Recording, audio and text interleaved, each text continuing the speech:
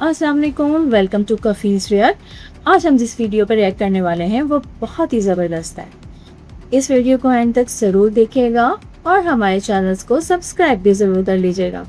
Social media पर इस वक्त एक बहुत बड़ी जंग छिड़ी हुई है और ये जंग चल रही है गोदी मीडिया और टीचर्स के बीच में। गोदी मीडिया के ग्रुप को, गोदी मीडिया की फौज को लीड कर रही है मोहतरमा अंजना ओम कश्यप साहिबा और टीचर्स को लीड कर रहे हैं खान सर। इन दोनों ने एक दूसरे के खिलाफ बयान दिया है और अब अंजना ओम कश्यप की एक वीडियो सोशल मीडिया पर टीचर्स के खिलाफ इतनी वायरल हो गई है कि अंजना ओम कश्यप को बैक फुट पर जाना पड़ा है।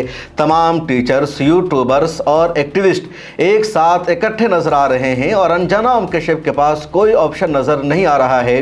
जिस तरह चीफ जस्टिस ऑफ इंडिया ने देश के इन्फ्लुएंसर के खिलाफ, जर्नलिस्ट और यूट्यूबर्स के खिलाफ एक बयान दिया था और उसके रद्द अमल में देश के जवानों ने एक पॉलिटिकल पार्टी बना दी, कॉकरोच जनता पार्टी, और उसके बाद बार बार सफाई देते रहे।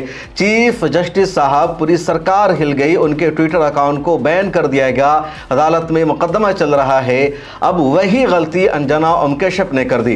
अंजना ओम कश्यप ने पिछले दिनों अपने एक शो में देश के टीचर्स को, यूट्यूबर्स को आड़े हाथों ले लिया और कहा कि इनकी दो कौड़ी की औकात नहीं है, ये यूट्यूब पर वीडियो बनाते हैं, देश के स्टूडेंट का फ्यूचर खराब करते हैं, कभी ब्लैक बोर्ड पर एक्सप्लेनर बनाने लगते हैं।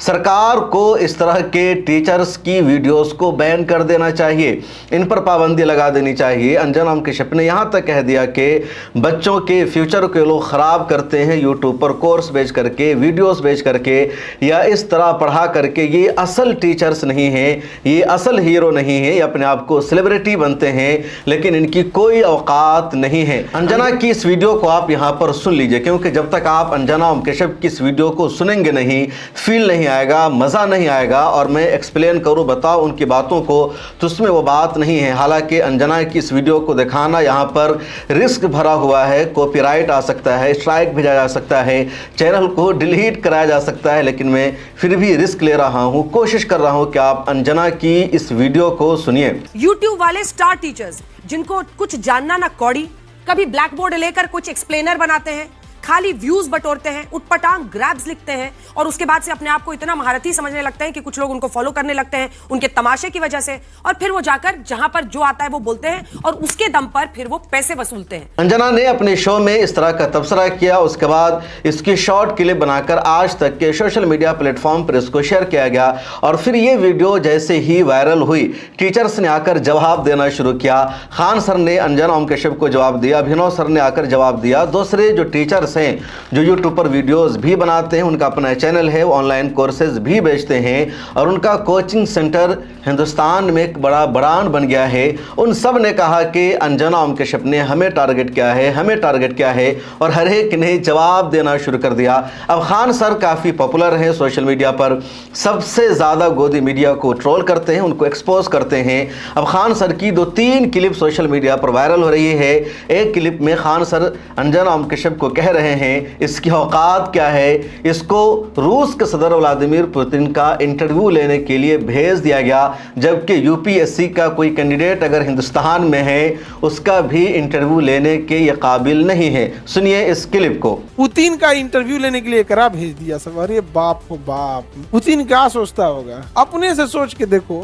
क्या अंजना ओम कश्यप का ये लेवल है कि वो पुतिन से बात करें? हम तो कहते हैं कि यहाँ कोई पढ़ा हुआ अपने यहाँ से यूपीएससी या बीपीएससी का कैंडिडेट है, उसका वो इंटरव्यू ना ले सकते, इसका लेने बैठल है पुतिन। मतलब देश में अब ये दिन आ गया है कि पुतिन जैसा हम इतना बड़ा देश का राष्ट्रपति, उसका इंटरव्यू लेने के लिए अंजना बैठ गई। दूसरे टीचर्स भी आए और उन्होंने भी सामने आकर जवाब देना शुरू किया। अभिनय ने भी अपने YouTube चैनल पर एक वीडियो बनाई और उन्होंने अंजना ओम कश्यप को जवाब दिया और काफी रिएक्शन के साथ। फर्क मैडम रियल मीडिया और आपके जैसी चाटुकारी मीडिया में भी होता है, पता है आपको, ये समझना पड़ेगा। जिस तरीके से आप कह रही ना व्यूज के लिए, आप टीआरपी के लिए किस तरीके से स्टूडियो के अंदर घमासान कराती हैं वो दुनिया ने देखा है कि कोई लॉजिक नहीं, सिर्फ उलूल जुलूल बातें। ये पत्रकारिता है तुम्हारी। एक और टीचर है जिनका नाम है सोमन मैम, उन्होंने भी अंजना ओम कश्यप को जवाब दिया है। यार छाछ का तो बोले, छलनी का क्या बोले, जिसमें 72 छेद तुम बोल रहे हो, जो सुबह से शाम तक सिर्फ फर्जी न्यूज देते हो, बिना होमवर्क की न्यूज देते हो। तुम 2000 के नोट में चिप लगा देते हो। ऐसी चिप कि अगर ज़मीन में भी पैसा काट दोगे तो आरबीआई को पता लग जाएगा। ऐसा मिसगाइड करते हो तुम लोग, किसी के मरने से पहले उसको मार देते हो। धर्मेंद्र जी को पहले ही उन्होंने कि उनका मृत्यु हो चुका है।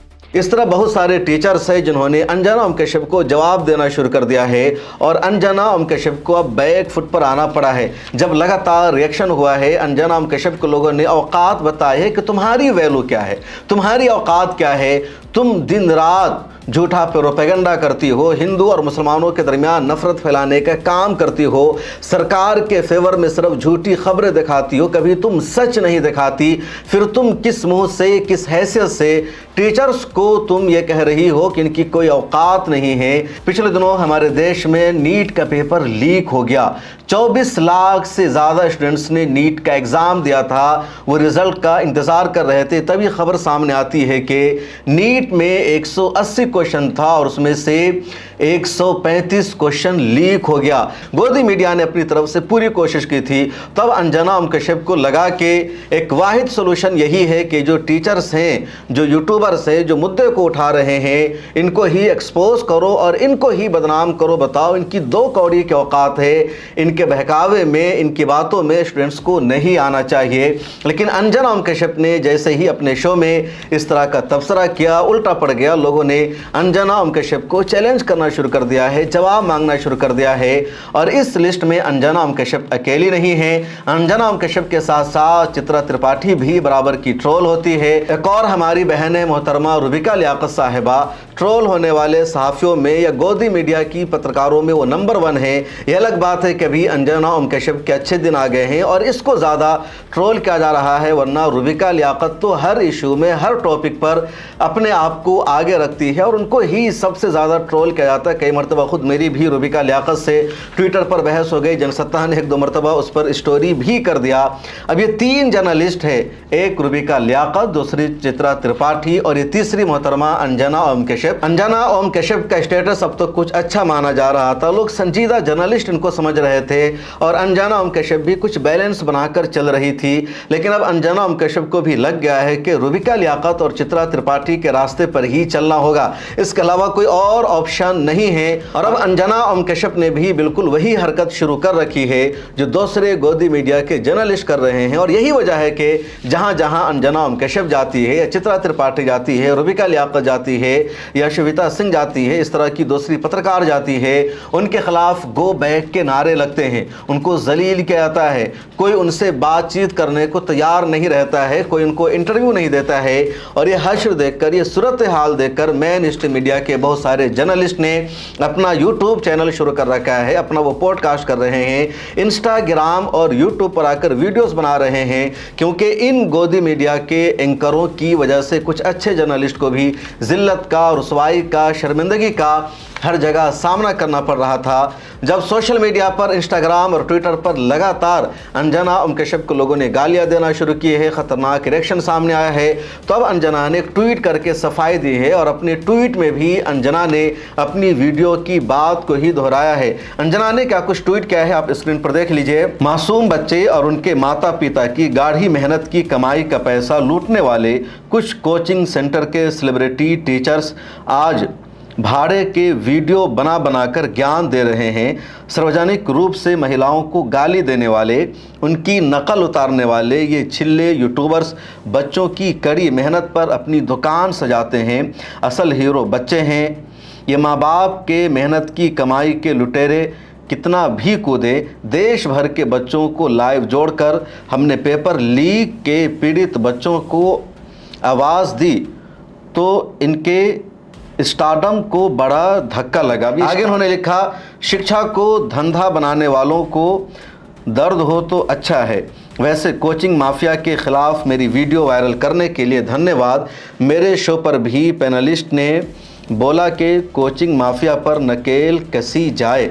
ये अंजना ओम कश्यप का ट्वीट है और वीडियो वायरल होने के बाद, रिएक्शन आने के बाद उन्होंने सफाई दी है। फिर अंजना ओम कश्यप को नीचे भी लोगों ने आकर के लगातार जवाब देना शुरू किया है और कमेंट्स में देख रहा हूँ तो हर अगली कमेंट में खान सर की वीडियो पड़ी हुई है या कोई इमेज पड़ी हुई है।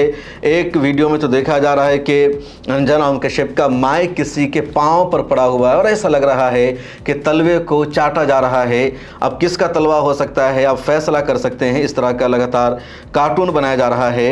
एक सादत हसन मिंटो का एक कोट भी किसी ने शेयर किया है कमेंट में, और वो है कि कोट है कि एक तवाइफ और एक बिका हुआ पत्रकार एक ही शेरनी में आते हैं, लेकिन इनमें तवाइफ की इज्जत ज़्यादा होती है। सादत हसन मंटो का जो कोट है बहुत ज़्यादा मशहूर है और वजह यह है कि उन्होंने सहाफ़ियों को नसीहत की थी और कहा था, सहाफ़ियों तुम्हारी असल ताकत, तुम्हारी असल पहचान तुम्हारा कलम होता है।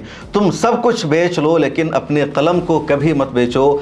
किसी भी जर्नलिस्ट को अपने कलम का सौदा नहीं करना चाहिए, और जो जर्नलिस्ट, जो सहाफ़ी अपने कलम का सौदा कर ले, किसी की मर्ज़ी के मुताबिक ख़बरें लिखने लगे, बोलने लगे, पढ़ने लगे, सच बताना बंद कर दे, सच बोलना छोड़ दे, पैसों की खातिर वो अपनी सहाफ़त करना शुरू कर दे, तो ऐसा सहाफ़ी, ऐसा पत्रकार एक तवाइफ से ज़्यादा घटिया होता है। तवाइफ किसको बोलते हैं आप तो समझ ही गए होंगे। आज की ज़ुबान में तवाइफ को कॉल गर्ल कहा जाता है या कुछ और कहा जाता है।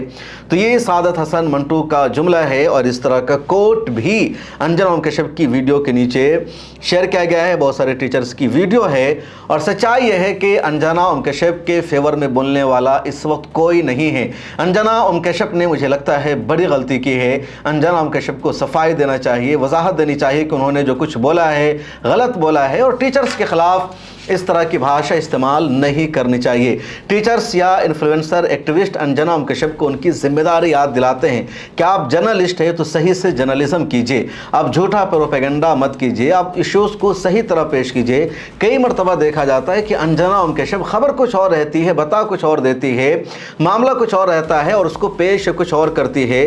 जैसे एक वीडियो दोबारा से अंजना ओम कश्यप का वायरल हुआ 1979 में जब ईरान में इनकलाब आया तो अमेरिकी एम्बेसी ईरान में मौजूद थी। उससे पहले रज़ा शाह पहलवी की हुकूमत थी। अब ईरान ने अपनी एम्बेसी को वहाँ से खाली करना शुरू किया तो ईरान ने अमेरिकी सफारतकारों को रोक लिया और अमेरिका ने अपने सफारतकारों को ईरान से बचाने के लिए जो ऑपरेशन शुरू किया था वो ऑपरेशन कामयाब नहीं हो सका।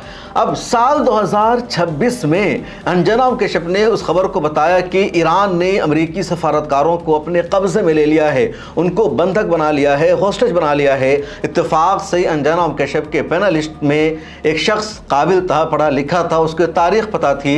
उन्होंने कहा कि अंजना ओम कश्यप साहिबा माफ़ कीजिएगा, अमेरिका और ईरान के दरमियान तो डिप्लोमेटिक रिलेशनशिप है ही नहीं।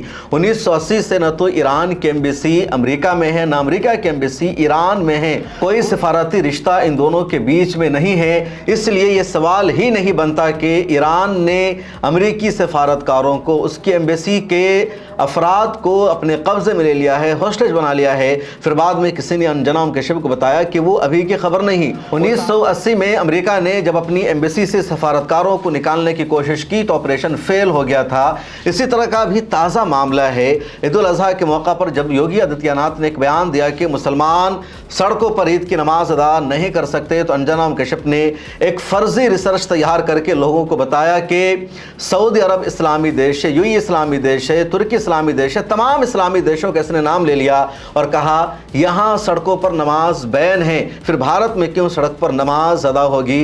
अब अंजना ओम कश्यप जैसी मैडम को ये नहीं पता है कि सऊदी अरब में भी जब मस्जिद फुल हो जाती है तो वहाँ भी सड़क पर सफ़ लग जाती है और लोगों ने इंस्टाग्राम पर अंजना ओम कश्यप को आईना दिखाया। यूएई में जब मस्जिदें भर जाती है तो मस्जिद के बाहर सफ़ लग जाती है और वैसा ही इंडिया में भी कुछ इलाकों में होता है जो मुस्लिम मेजोरिटी इलाका होता है, जो गली की सड़कें होती है वहाँ मस्जिद से बाहर तक सफ़ आ जाती है।